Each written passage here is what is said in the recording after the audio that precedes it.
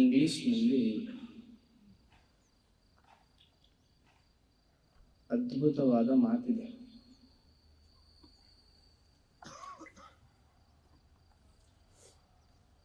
The world is ruled by kings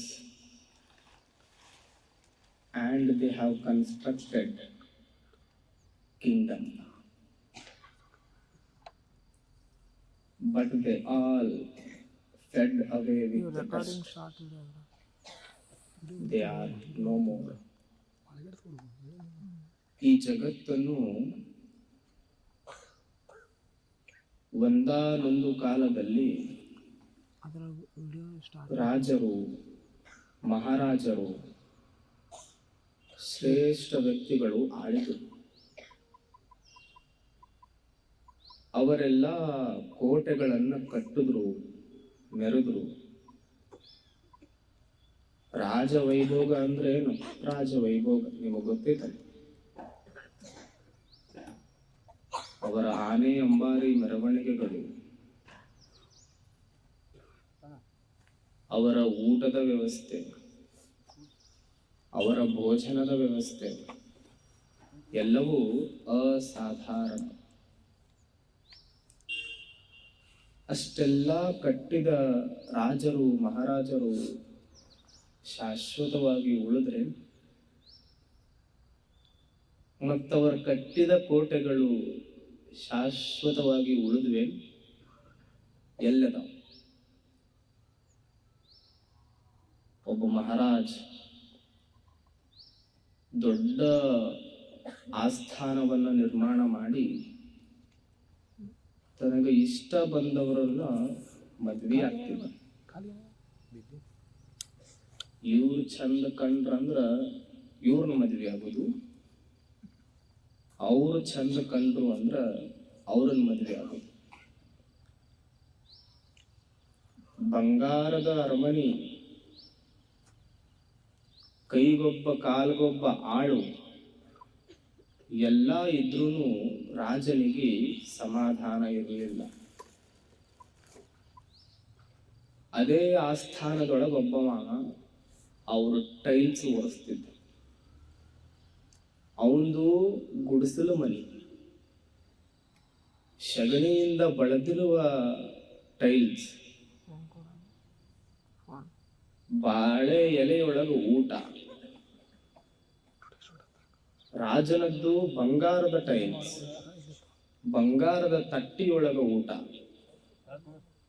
ಇವನಿಗೂ ಅದೇ ಊಟ, ಅವನಿಗೂ ಅದೇ ಊಟ. ರಾಜ ತಿನ್ನೋದು ಅನ್ನನೇ, ಒಬ್ಬ ಟೈಲ್ಸ್ ಒರೆಸುವ ಸಾಮಾನ್ಯ ಸೈನಿಕ ತಿನ್ನೋದು ಅನ್ನನೇ. ಆದ್ರ ದಿವಸ ರಾಜ್ಯ ಮಲಗಬೇಕಾದ್ರ ಚಿಂತಿ ಒಳಗ ಮಲಗ್ತಿದ್ದ. ಏನಿದು ನನ್ನ ಜೀವನ, ಎಷ್ಟು ರಾಣಿಯರು ಬಂದ್ರು ನನಗೆ ನೆಮ್ಮದಿನೇ ಇಲ್ಲ. ಸಣ್ಣ ಗುಡಿಸಲು ಒಳಗ ವಾಸವಿದ್ದ ಟೈಲ್ಸ್ ಒರೆಸುವ ಸೈನಿಕ ಪ್ರೀತಿಯಿಂದ ಬದುಕ್ತಿದ್ದ. ರಾಜರು ಕೇಳಿದ್ರು ಸೈನಿಕನಿಗೆ, ಅಲ್ಲೋ ನಿಂದು ಬಂಗಾರದ ಮನೆಯಲ್ಲ, ನಿಂದು ಬಂಗಾರದ ಟೈಲ್ಸ್ ಅಲ್ಲ, ನೀನು ಊಟ ಮಾಡು ತಾಟ ಬಂಗಾರದ್ದೇನಲ್ಲ, ಆದ್ರ ನೀ ಆರಾಮದಿಯಲ್ಲ, ಹ್ಯಾಂಗ ಅಂದ ರಾಜ. ಸೈನಿಕ ಕಿಮ್ಮತ್ತಿನ ಉತ್ತರ ಕೊಟ್ಟ, ರಾಜರೇ ನೀವು ದೊಡ್ಡವರು, ನಿಮಗ ಮನಸ್ಸಿಗೆ ಬಂದಂಗ ರಾಣಿಯರನ್ನ ಮದ್ವೆ ಆಗ್ತೀರಿ. ನಿಮ್ಮದು ಅಹಂಕಾರಿಯ ಬದುಕು, ನನ್ನದು ಸಣ್ಣ ಪ್ರೀತಿಯ ಬದುಕು. ಹೆಂಡತಿ ಜೊತೆ ಪ್ರೀತಿಯ ಮಾತನಾಡಿ ಮಲಗ್ತೀನಿ, ಆಸ್ಥಾನದೊಳಗ ನಾ ಬಡವ, ಮನಸ್ಸಿನೊಳಗ ನಾ ಶ್ರೀಮಂತ ಅಂದವ ಬಡವ. ಅದೇ 3ನೇ ಶ್ಲೋಕ. ಅಸೂರ್ಯ ನಾಮತೆ ಲೋಕಾಹ, ಅಸೂರ್ಯ ನಾಮತೆ ಲೋಕಾಹ ಅಂದೇನ ತಮಸಾಂ ವೃತಾಹ. ಎಷ್ಟು ಅದ್ಭುತ. ಮೊದಲ 2 ಲೈನ್ ಹೇಳ್ತೀನಿ ನಾನು. ಈ ಜಗತ್ತಿನೊಳಗ ಯಾರು ಅಹಂಕಾರಿಯಾಗಿ ಬದುಕ್ತಾರೆ, ಯಾರು ಅಜ್ಞಾನಿಯಾಗಿ ಬದುಕ್ತಾರೆ, ಅವರೆಲ್ಲ ಅಸೂರ್ಯ ಲೋಕಕ್ಕೆ ಹೋಗ್ತಾರ ಅಂತ ಹೇಳ್ತಿದ್ರು. ಅಸೂರ್ಯ ಲೋಕ ಅಂದ್ರೆ ಕತ್ತಲು. ಯಾರು ಅಜ್ಞಾನಿ ಅಂಧಕಾರಿ ತನ್ನ ಅಹಂಕಾರದೊಳಗ ಮುಳುಗ್ಯಾನಲ್ಲ, ಅವ ಎಲ್ಲ ಕತ್ತಲೆಯೊಳಗನೆ ಬದುಕ್ತಾನನ್ನೋದೇ 3ನೇ ಶ್ಲೋಕದ ವಿವರಣೆ. ಮುಂದವ್ರು ಹೇಳ್ತಾರೆ, ತಾಂಸ್ತೆ ಪ್ರೇತ್ಯಾಭಿಗಚ್ಚಂತಿ ಏಕೆ ಚಾತ್ಮ ಹನೋ ಜನಾಹ ಅಂತ ಹೇಳ್ತಾರೆ. ಈ ಜಗತ್ತಿನೊಳಗ ಅಂಧಕಾರಿಯಾಗಿನೇ ಉಳಿಯುವ ವ್ಯಕ್ತಿಗೆ ಜ್ಞಾನದ ಅರಿವಾಯಿತು ಅಂದ್ರ ಆತ ಅಸೂರ್ಯ ಲೋಕದಿಂದ ಸೂರ್ಯಲೋಕಕ್ಕೆ ಬರ್ತಾನ, ಕತ್ತಲೆಯಿಂದ ಬೆಳಕಿಗೆ ಬರ್ತಾನ. ಅಹಂಕಾರಿಯಾಗಿ ಯಾವತ್ತೂ ಬದುಕಬಾರದು. ನಾ ಮನಿ ಕಟ್ಟಿದೆ, ಅಂತಹ ದೊಡ್ಡ ಮನಿ ಕಟ್ಟಿದೆ. ಈಗ ನೀವು ನೋಡ್ರಿ, ಸಭಾಭವನ ಸಿದ್ಧಲಿಂಗ ದೇವರು ನಾ ಭಾರಿ ಕಟ್ಟಿನಿ ಅಂದ್ರೆ ನೀವೇನಂತೀರಿ? ಸ್ವಾಮಿಗೆ ಅಟ್ಟ ಅಹಂಕಾರ ಐತ್ ನೋಡಂತೀರಿ. ಮಗ ಇವ ಸನ್ಯಾಸಿ ಆಗಿನಿ ಎಟ್ಟ ಅಹಂಕಾರಿ ಅದ, ನೀವು ಮದುವೆ ಆಗಿದ್ನಿ ಅಂದ್ರೆ ಎಟ್ಟ ಹಾಕಿರ್ಬೇಕಂತ ಹೇಳಿ. ಅಹಂಕಾರ ಇರಬಾರ್ದು.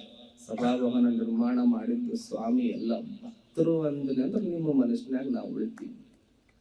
ಯಾವತ್ತೂ ಅಹಂಕಾರಿಯಾಗಿ ಬದುಕಬಾರದು. ಒಂದು ದಿನ ದೀಪ ಹಚ್ತಿರಲ್ಲ ಮನ್ಯಾಗ, ಆ ದೀಪ ಪಡುತ್ತಿರುತ್ತಲ್ಲ ಮಣ್ಣಿಂದ, ಅದು ಬತ್ತಿ, ಅದು ಒಂದಿಷ್ಟು ಎಣ್ಣೆ ತೈಲ ಅದು ಜಗಳಾಡಕತ್ತು. ಎಣ್ಣೆ ಅಂತೂ ನಾ ದೊಡ್ಡವ, ನಾ ಇಲ್ಲಂದ್ರ ಬೆಳಕಿಲ್ಲ ಅಂತದು ಎಣ್ಣೆ. ಬತ್ತಿ ಅಂತೂ ಮತ್ತ ನಾ ಇಲ್ಲಂದ್ರ ನಿಮ್ದು ಹೆಂಗ್ ಉರಿತೈತಿ, ನಂದಿಲ್ಲಂದ್ರ ನಿಮ್ದು ಹೆಂಗ್ ಉರಿತೈತಿ, ನಾನು ದೊಡ್ಡವನೇ ಅಂತ. ಇದು ಪಣತಿ ಏನಿತ್ತಲ್ಲ ಅದು ಅಂತೂ, ನೀವೆಲ್ಲರೂ ದೊಡ್ಡವ್ರಂದ್ರ ಒಂದು ಕ್ಷಣ ನೀವು ನನ್ನ ಒಳಗೆ ಬಂದು ನೋಡ್ರಿ ಅಂತದು ಪಣತಿ ಮಣ್ಣಿಂದ. ಆಗ್ಲೇ ತಗೋ ಬರ್ತೀವಿ ಅಂತ ಎಣ್ಣಿನೂ ಬಂತು ಒಳಗ, ಬತ್ತಿನೂ ಬಂತು ಒಳಗ, ಎರಡೂ ಸೇರಿ ಹಿಂಗ ದೀಪ ಹಚ್ತಾರ. ಪಣತಿಯರು ಮಣ್ಣಿಂದ ಇತ್ತಲ್ಲ, ಮಕ್ಕಳೇ ಇಬ್ರು ದೊಡ್ಡವ್ರು ಅಂತ ಜಗಳ ಆಡಕತ್ತೀರ, ಮಾಡ್ತೀನಿ ತಡ್ರಿ ನಿಮ್ಗಂತ ಡಬ್ ಬಿದ್ದು ಬಿಡ್ತು. ಪಣತಿ ಡಬ್ಬ ಬಿದ್ರೆ ಏನಾಗ್ತದ? ಎಣ್ಣಿನೂ ಚೆಲ್ತು, ಬತ್ತಿನೂ ಹೋಯ್ತು, ದೀಪಾನೂ ಆರ್ತು. ಬೆಳಕು ಸೋಲ್ತು, ಕತ್ತಲೆ ಗೆಲ್ತು. ಹಂಗ ಅಜ್ಞಾನ ಗೆಲ್ತದ ಯಾವಾಗ ಅಂದ್ರ ಜ್ಞಾನ ಸೋತಾಗ ಅಜ್ಞಾನ ಗೆಲ್ತದೆ. ಜ್ಞಾನದ ದೀಪ ಬೆಳಗಬೇಕಾಗಿತ್ತು ಅಂದ್ರ ನಾವೆಲ್ಲರೂ ಸಣ್ಣವರು. ಇದು ಆ ದೇವರ ಸೃಷ್ಟಿಯ ನಿಯಮ ಅಂತ ಬದುಕಬೇಕು. ಅವು ಮೂರು ಒಂದಾಗಿ ಬದುಕಿದ್ರೆ ಎಷ್ಟು ಚಂದ ಬದುಕ್ತಾವ, ಹೌದಿಲ್ಲ? ಎಷ್ಟು ಅದ್ಭುತವಾಗಿ ಬದುಕ್ತಾವ. ನಮ್ಮಲ್ಲಿ ನಾವೆಲ್ಲರೂ ಅವ ಸೃಷ್ಟಿ ಮಾಡಿರುವ ಆತ್ಮಗಳು ಅಂತ ಬದುಕಿದ್ರೆ ಅಷ್ಟೇ ನಮ್ಮ ಬದುಕು ಬಂಗಾರ. ಈ ಅಂಕಿಗಳದಾವ, ತಮಗೆಲ್ಲ ಗೊತ್ತೈತಿ ಅಂಕಿಗಳು. ಯಾಕಂದ್ರೆ ಅಸೂರ್ಯ ನಾಮತೆ ಲೋಕಾಹ ಅಂದೇನ ತಮಸಾಮೃತ. ಎಷ್ಟೊಂದು ಅಂಕಿಗಳು ಯಾವತ್ತೂ ಜಗಳ ಆಡಿಲ್ಲ. ಅವು ಏನಾದ್ರೂ ಜಗಳ ಆಡಿದ್ವು ಅಂದ್ರ ನಿಮ್ಮ ಬ್ಯಾಂಕ್ ಬ್ಯಾಲೆನ್ಸ್ ಖಾಲಿ, ನಿಮ್ಮ ಪಾಕೆಟ್ ಖಾಲಿ, ನಿಮ್ಮ phone pay, Google pay, digital ಯುಗ ಎಲ್ಲ ಖಾಲಿ. ಅವು ಏನಾರ ಮಾತಾಡಿ ಕಾಲ ಬಂದು ಅಂದ್ರ ನೀವ್ಯಾರೂ ಬೇಡ, ನಾ ಎಲ್ಲ ಸ್ವಾಮಿಗಳು ಅಕೌಂಟಿಗೆ ಹೊಕ್ಕಿನಿ ಅಂತ ಹಣ ಬಾದು ಅಂದ್ರೆ ಗತಿ ಏನಾಗ್ತದ ಸಂಸಾರಿ? ಎಂದೂ ಜಗಳ ಆಡಬಾರದು. ಅಂಕಿಗಳು ಯಾವತ್ತೂ ಜಗಳ ಆಡಿಲ್ಲ. ಅವು ಜಗಳ ಆಡಿದ್ರೆ ಏನಾಗ್ತೈತಿ? ಒಮ್ಮೆ 9 ನಂಬರ್ ಅಂತೂ ನಾ ದೊಡ್ಡವ, ನನ್ನ ಮುಂದೆ ಯಾರು ಮಕ್ಕಳೇನು. 8 ನಂಬರ್ ಅಂತೂ ನೀ ದೊಡ್ಡವದಿ ಒಪ್ಕೊಂತೀನಿ, ಮತ್ತೆ ನನಗಿಂತ ಸಣ್ಣವರು ಅದಾರಲ್ಲ.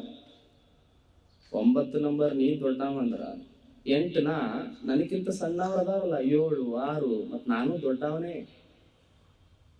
7 ಅಂತೂ ನೀವಿಬ್ರು ದೊಡ್ಡವರಾದ್ರೆ ಏನು, ನನಗಿಂತ ಸಣ್ಣವ್ರು ಅದಾರ 6, 5 ನಾನು ದೊಡ್ಡವ. 6, 5ಕ್ಕಂತೂ 5, 4ಕ್ಕೆ, 4, 3ಕ್ಕೆ, 3, 2ಕ್ಕೆ, 2, 1ಕ್ಕಂತೂ ಇವರೆಲ್ಲ ದೊಡ್ಡವರಾದ್ರೇನು, ನನಗಿಂತ ಒಬ್ಬವರ ಸಣ್ಣ ಉಳಿದಿ ಅಂದ್ರೆ ನಾನು ದೊಡ್ಡವನೇ. ಅದು ಒಂದಂತೂ ಮಗ್ಳು ನೋಡ್ತದ, ಒಂದು ಹಂಗ ಬದುಕಬೇಕು ನಾವು. ಅದು ಒಂದಂತೂ ಮಗ್ಳು ನೋಡ್ತು, ಏನಿತ್ತು ಒಂದ್ರ ಮಗ್ಳು ಏನಿತ್ತು? ಪೂಜೆ. ಅದು ಅಂತೂ ಅವೆಲ್ಲ ಜಗಳಾಡಿ ಬಂದಾವ್, ಅವಸು ಜಗಳಾಡ್ಯಾವ. ನಾನೀ ಜಗಳ ಆಡುದು ಬ್ಯಾಡ, ಒಂದು ಕೆಲಸ ಮಾಡುನು, ನೀ ನನ್ನ ಎಡಕ್ಕದಿಯಲ್ಲ ಬಲಕ್ಕೆ ಬಂದ್ಬಿಡು, 10 9ಕ್ಕಿಂತ ದೊಡ್ಡವರಾಗಿ ಬಿಡು ನಾವು ಅಂತ. ಒಗ್ಗಟ್ಟಾಗಿ ಬದುಕಿದ್ರೆ ಎಷ್ಟು ಚಂದ. ಏನು ಹೋಗೋದೈತು ಒಗ್ಗಟ್ಟಾಗಿ ಬದುಕಾಕ? ಯಾಕೆ ಅಹಂಕಾರ, ನಾನು ನನ್ನದು ತಗೊಂಡು ಏನ್ ಮಾಡೋದೈತಿ? ಅವ ಸ್ಮಶಾನಕ್ಕೆ ಕಿವಿ ಕೊಟ್ಟಿದ್ದ. ಸ್ಮಶಾನಕ್ಕೆ ಕಿವಿ ಕೊಟ್ಟು ಕೇಳಾಕತ್ತಿದ್ದ. ಅವನ್ ದೋಸ್ತ್ ಬಂದು ಕೇಳಿದ, ಏನ್ ಕೇಳಾಕತ್ತೀಯೋ, ಇದು ಸ್ಮಶಾನ ಅಂದವ. ಅದಕ್ಕೆ ಅವ ಅಂದ, ಇಲ್ಲೋ ನಮ್ಮೂರಾಗ ನಾನು ನಂದು ಅಂತ ಬಹಳ ಮೆರೆದಾಡಿದ್ವು, ಎಲ್ಲಾ ತಣ್ಣಗೆ ಮಲ್ಕೊಂಡಾವು, ಸೌಂಡ ಬರೋವಲ್ತು, ಅದಕ್ಕೆ ಕಿವಿ ಕೊಟ್ಟು ಕೇಳಾಕತ್ತೀನಿ ಅಂದವ ಗೆಳೆಯ. ಹೇಳಿಲ್ಲೇನು ಇಂಗ್ಲಿಷ್ ಒಳಗೆ? Grave yard is full of the one who said only I can change this world. ಈ ಸ್ಮಶಾನ ಯಾವುದರಿಂದ ತುಂಬಿದೆ? ಸ್ಮಶಾನ ಹೆಣಗಳಿಂದ ತುಂಬಿಲ್ಲ, ಸ್ಮಶಾನ ತುಂಬಿದ್ದು ನಾ ಅಂದ ವ್ಯಕ್ತಿಗಳಿಗೆ. ಎಷ್ಟು ಒದರಾಡ್ಯಾನ, ಏ ಕುಂದರು, ಏ ನಿಂದರು, ನಾ ಆಡಿದ್ರ ಆಟ, ನಾ ಚಾಲು ಮಾಡಿದ್ರ ಗಾಡಿ ಅಂದಾವೆಲ್ಲ ಮಲ್ಕೊಂಡಿಲ್ಲ, ತಣ್ಣು ಎದ್ದು ಬಂದಾನೇನು ಯಾವತ್ತು? ಮೆರೆದಾಡ್ದವ ಎಲ್ಲಿ ಹೋಗ್ಯಾವ? ನಾನಂದು ಅಂತ. ರಾಜರು ಮಹಾರಾಜರು ಏನೆಲ್ಲ ಮೆರೆದಾಡಿದ್ರು ಅಹಂಕಾರಿಯಾಗಿ, ಉಸುರು ತಣ್ಣಗೆ ಮಲ್ಕೊಂಡಿಲ್ಲ. ಎಷ್ಟು ಜನ ನಮಗೆ ನೆನಪದಾರ ಹೇಳ್ರಿ ನೋಡು, ಎಷ್ಟು ಕೋಟೆಗಳು ಉಳ್ದಾವ್ ಹೇಳ್ರಿ ನೋಡು. ಏನೂ ಉಳಿಯೋದಿಲ್ಲ, ಉಳಿಯೋದು ಒಂದೇ ನಿಷ್ಕಲ್ಮಶವಾದ ಆತ್ಮ. ಅದೇ 3ನೇ ಶ್ಲೋಕದ ವಿವರಣೆ. ನಮಗೆಲ್ಲ ಗೊತ್ತೈತಿ ಮಹಾಭಾರತ ಯಾಕೆ ನಡೀತು ಅಂತ, ನಮಗೆಲ್ಲ ಗೊತ್ತು. ಎಷ್ಟು ಭಯಾನಕ ಯುದ್ಧ ಮಹಾಭಾರತ. ನಾವೆಲ್ಲ ಅಂತೀವಿ ಮಹಾಭಾರತ ಗೆಲುವು ಸೋಲುಗಳ ಆಟ ಅಂತ ಓದ್ಕೊಂತ ಬಂದಿವಿ. ಆದ್ರ ಮಹಾಭಾರತ ಯುದ್ಧದೊಳಗ ನಾವೆಲ್ಲ ನೋಡಿ ಎಷ್ಟು ರಕ್ತಗಳು ಹರಿದಾವ್, ಎಷ್ಟು ಎಕರೆ ಒಳಗ ರಕ್ತಗಳು ಹರಿದಾವ್. ಸಣ್ಣ ಸಣ್ಣ ಜಾಗದೊಳಗಲ್ಲ, ಎಷ್ಟು ಎಕರೆ ಒಳಗ ರಕ್ತಗಳು ಹರಿದಾವ್ ನಾವೆಲ್ಲ ನೋಡಿ.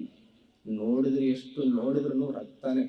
ಅವತ್ತು ರಕ್ತಪಾತವಾಗಿದ್ದು 18 ಅಕ್ಷೋಹಿಣಿ ಸೈನ್ಯದ್ದು ರಕ್ತಪಾತ ಆಗಿತ್ತಲ್ಲ.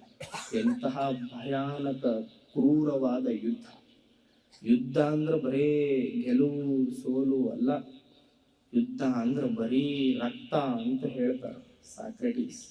ಯುದ್ಧ ಅಂದ್ರೆ ಗೆಲುವು ಸೋಲಲ್ಲ, ಯುದ್ಧ ಅಂದ್ರೆ ಬರೀ ರಕ್ತ.